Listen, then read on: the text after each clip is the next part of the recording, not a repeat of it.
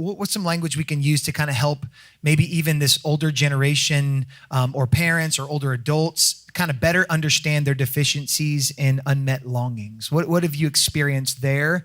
What are some language that we can use to help? And I wouldn't even say older generation, that's the question, but just in general, how can we help people understand their deficiencies and the unmet longings? Two things come to mind, what I've seen work. One is this chart and explaining that to people, like regardless of what you call it, like has anybody not shown empathy or not shown love, or have you been criticized, or you ever feel like you don't fit in?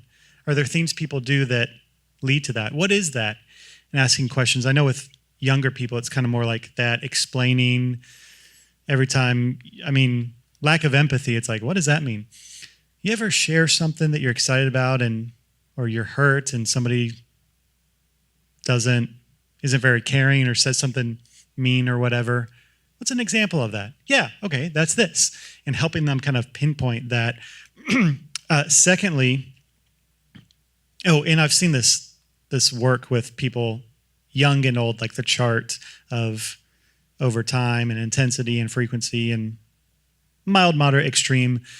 Second thing was we're having a meeting with our team, and one of the women in our ministry who's I think in her 50s or 60s shared that sometimes, Ben, we don't know what you're talking about when you share at staff meeting. Like, oh, okay, like what is that? Well, like words like trauma. When we think about trauma, we think about Vietnam and people coming back from overseas, or we think about all these situations. So it would be helpful to define that, explain that, give examples. And I was like, that's really, really good feedback. So for the older generation, I know one of my old mentors was in the Vietnam War and fought there, and he's really big on, okay, when you talk about trauma, attacks, absences, or little t trauma or a big T trauma, and really, really explain that. So a couple things.